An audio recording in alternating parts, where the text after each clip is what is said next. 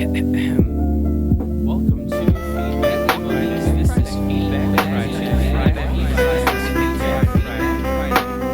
Welcome back to Feedback Friday. This week, we are sitting down with Brightwave. I'm Laura Sullivan, VP Creative Director here at Brightwave. I look at emails all day, think about emails all day for our clients, including Chick-fil-A. And my name is Michelle Littles. I am a QA analyst with Brightwave. I am also looking at emails all day, but I'm making sure that what the client intended is what the end result is. So very excited to be here. Before we get started, I want to thank Email Monks for sponsoring this episode. Need help in creating really good email templates for your campaigns? Discover how Email Monks can make that happen in a snap. They are experts at designing and coding email templates at a great price. If you want to level up your email game, give Email Monks a try. Chick-fil-A, I'm actually a vegetarian, so I've only eaten there like once, but they're a client of yours. And, how long have you guys been doing emails for them?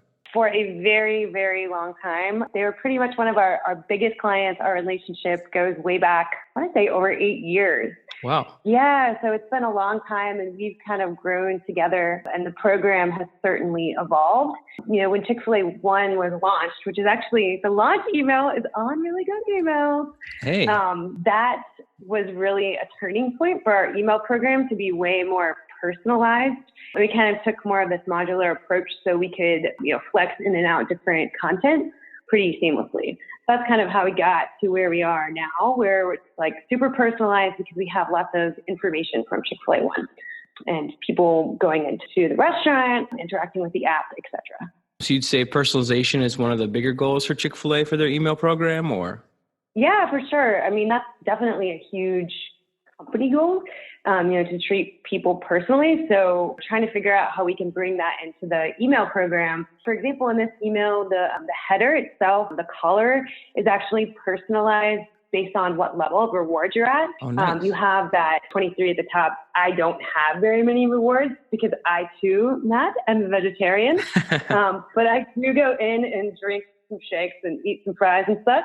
So my number is pretty low, but a lot of people have, way higher numbers than that. So that whole part is personalized. And a lot of times we have like a personalized hero, but in this case, we actually did something a little bit different with some interactivity in the email. So in this case, we have what we kind of call tabs.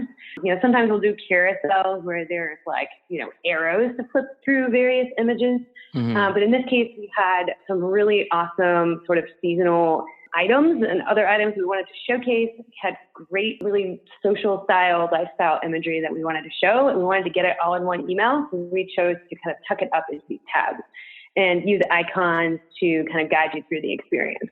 I like the tab and the icons rather than the carousel. I feel like I've seen so many carousels and emails now, and I'm a little worried that people aren't going to click through, 10 different slides or something like that. I don't want us to become like the web as much. So I think this makes a lot more sense, at least to me, about having these icons. I guess for me, maybe this tab section could be a little larger, this text, just to make sure that people know what to do.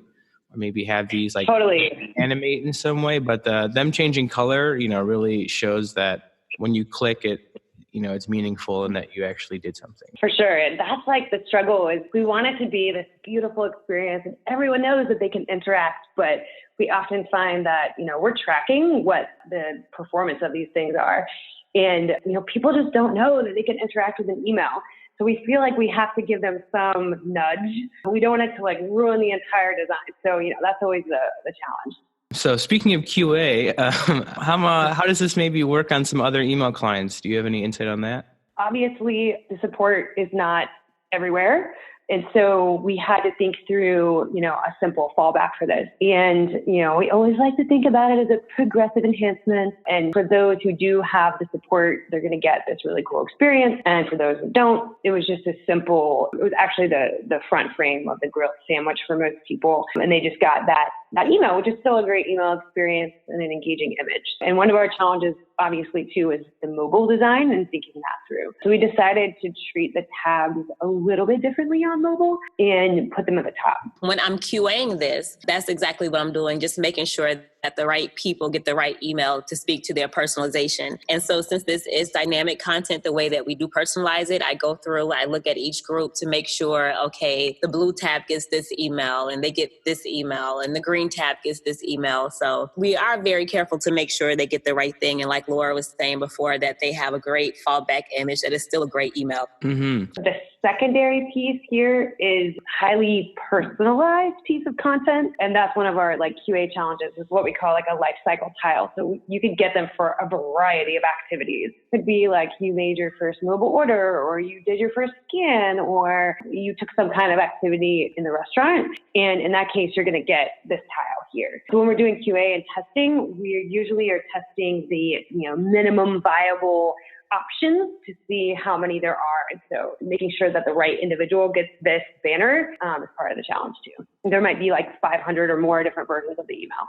This being personalized is a really cool touch if that is the case, especially as you said too, if reward is such a big goal, having some secondary module that is supporting the rewards and, either telling you that you did a great job or, here's some more ways to get more points. That's a really cool module. Yeah. Keeping it on desktop before we switch over to mobile. These other two sections, seem like I like the tile design, as you said, is a really positive way to show all this information. These are a little light on the CTAs, but I think these still make sense about what the user might want to do next. Yeah, we had a lot of really good engagement with that social content on the right-hand side. It's always kind of a gamble to see if you put a hashtag in your email, are people really going to use it? Is it really going to carry over? We actually saw a lot of really great engagement and really fun selfies after we sent this email, which was kind of good. This could be me. I do have to say, on the really good email side, we would be a little mad that these are not all text. That's just a minor thing. Is there a reason why this might just be the case? Just because the dynamic pieces might make it a little bit harder to have this all render correctly, maybe? Or we have tried that, and the rendering is an issue. But we do try to put in live text where we can. We're kind of closely monitoring. And because this is such an engaged audience, we haven't seen a lot of the repercussions of that. Yeah, that is kind of one of those things where even though we like to push for it, really seeing the gain or loss when it comes to revenue or financial or engagement, it's always an interesting for us to maybe look at and if that really is impacting as much as people maybe say it is. And then we can switch over to the mobile view as well. I'm not sure which one I like more, desktop or mobile, with these tabs up on top. Why did you guys choose to do that on mobile?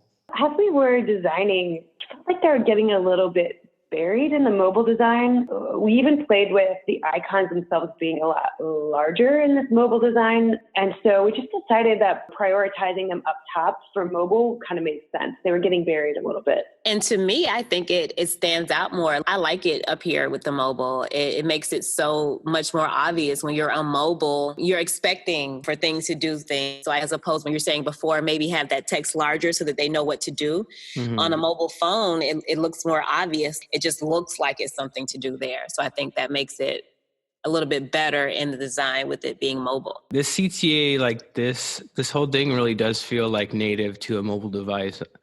Which is good to see because I feel like a lot of the times we see someone take a desktop and sort of make it mobile friendly. And this feels very uniquely mobile and sort of taking advantage of that email client. Scrolling down too, I like the reorganization of content. I'm glad you guys do actually have those mobile specific images. So that kind of solves some of the issues of it being an image versus live text. So do you guys have some sort of design system? There are certain guidelines you guys are trying to do for, say, desktop and mobile or email or? Oh, do we ever? Yeah, because it's so dynamic, we're really building up a library of content. For example, that second tile, I just got this because I have rewards I haven't cashed in on, but there are tons of different versions of this tile. And so we find that you have to have a pretty tight design system when you're doing something like that, because you're going to have to combine things in all these different ways. You're kind of building up a library that you're going to pull from in different ways. So we've just found that you really do have to create a tight system. We use Sketch and we create kind of a symbol library that we can pull from. Do you guys have any thoughts on the Hamburger CTA? I'm kind of a fan of this one. This one looks pretty good. Yeah, this one we have been optimizing over the years. And we decided to pull in the smaller icons. And the carrot into this. And I think it's like one of my favorites. The interactive part of it, it coming down is really cool. And I think even though this is probably not like too many things, I think still hiding it works out pretty good. And if you want these links, I think we've seen sort of a trend of taking these sections, like these carrots, and maybe putting them, at the bottom instead, right here. I think the hamburger button is still pretty successful, at least showing you some quick links to go from. So what are some testing goals that Chick-fil-A has right now that you guys are trying to do with email? Are you guys trying to test some new ideas or implement some new things? It's really interesting, as we think about segmentation and just the number of versions of these emails, because we'll often swap out the two secondary tiles that you're seeing at the bottom. We'll have a life cycle tile. We'll often have a rewards information that's dynamic. And then sometimes we'll have geolocation and the hero. So we'll have the most we got up to was 1,000 versions of an email.